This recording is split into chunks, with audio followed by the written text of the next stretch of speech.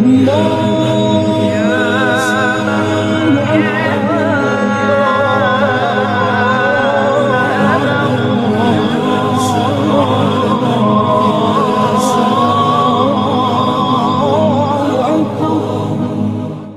اللہ الرحمن الرحیم۔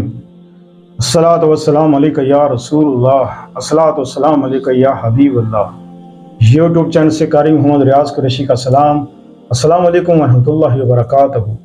پاکستان میں اور پاکستان سے باہر رہنے والوں کے لیے ہم دعا گو ہیں کہ اللہ پاک آپ کی روحانی، جسمانی، اندرونی، بیرونی بیماریاں دور فرمائے، آمین۔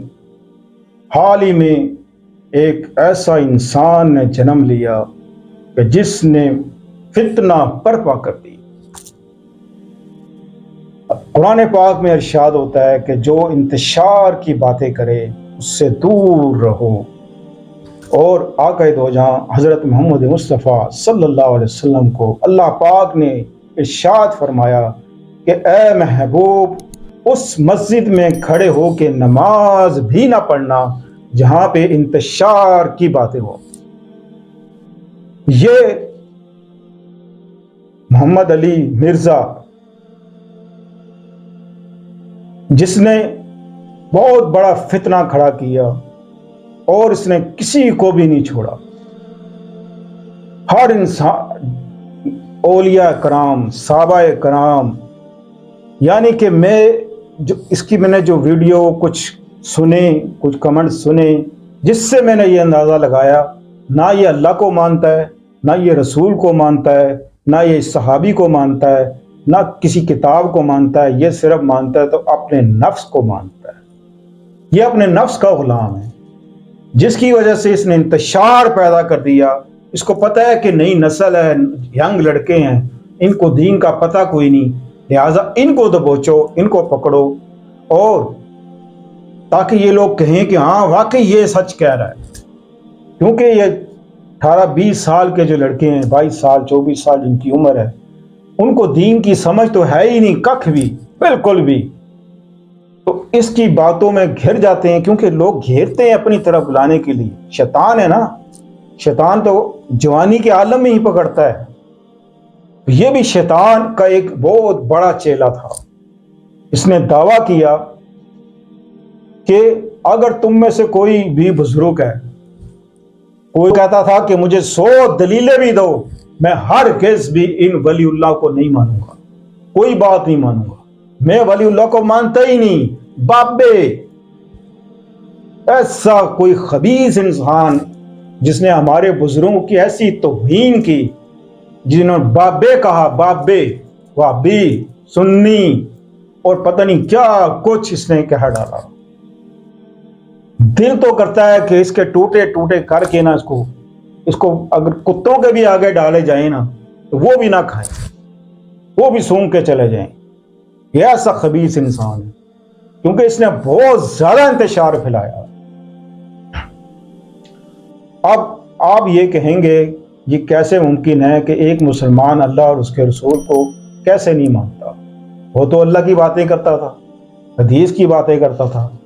اب میں بتاتا ہوں آپ کو کہ قرآن پاک کی جو ایک آیت مبارکہ کو نہ مانے تو گویا اس نے کفر تک وہ پہنچ گیا، اس نے وہ ایمان سے خارج ہو گیا۔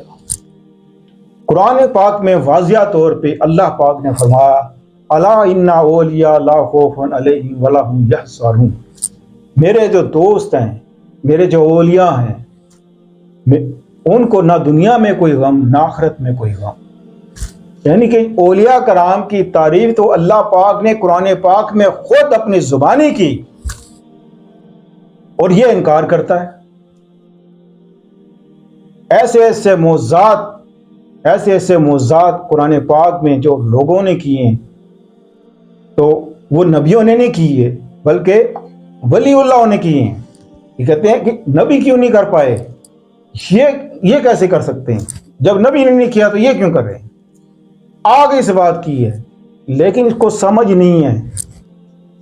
اب حضرت سلیمان علیہ السلام نے جب تخت منگایا کہ کون ہے جو تخت لے کر آئے میرے پاس، کون ہے جو تخت لے کر آئے؟ ہزاروں میل دور ایک جنات نے کہا کہ جناب اس سے پہلے کہ آپ کی محفل برخاست ہو میں اس تخت کو لانے کی طاقت رکھتا ہوں۔ وہاں پر کھڑا ایک درباری نے کہا حضرت آپ حکم دیں تخت حاضر ہو جائے، یعنی کہ قبل اس کے کہ آپ آنکھ جھپکیں اور تخت حاضر ہو، اور تخت حاضر ہو گیا۔ اب میں یہ آپ سے پوچھتا ہوں، یہ سوال کرتا ہوں کہ یہ معجزہ یا یہ کرامات کیا نبی نہیں کر سکتے تھے؟ کر سکتے تھے، لیکن اللہ پاک نے اپنے بندوں کی پہچان کرانی تھی کہ میرے جو خالص بندے ہیں وہ یہاں تک رسائی رکھتے ہیں۔ لہذا اس کا چینل بھی بند، یہ خود بھی بند، اس کے دعوے سارے جھوٹے، یہ جھوٹا اور انتشار پھیلانے والا۔ اس شخص کے بارے میں بہت سے لوگوں کی رائے ہیں، تو آج میں نے سوچا کہ میں بھی، حالانکہ میری عادت نہیں ہے کہ کسی کے خلاف اس طرح کی میں باتیں کروں، لیکن اس نے مجبور کر دیا، تو اللہ تعالیٰ ایسے انسان سے بچنے کی ہمیں توفیق دے، اور لوگوں کو جو میں یہ ہمیشہ یہ کہتا ہوں کہ جہاں بھی انتشار کی بات ہو، لڑائی جھگڑے کی بات ہو، وہاں سے آپ اٹھ کر چلے جائیں، کیونکہ آپ گناہ گار ہو جائیں گے، خطا کار ہو جائیں گے اور ظالموں میں شامل ہو جائیں گے۔ اللہ ہمیں ہدایت کی توفیق عطا فرمائے۔ اللہ حافظ۔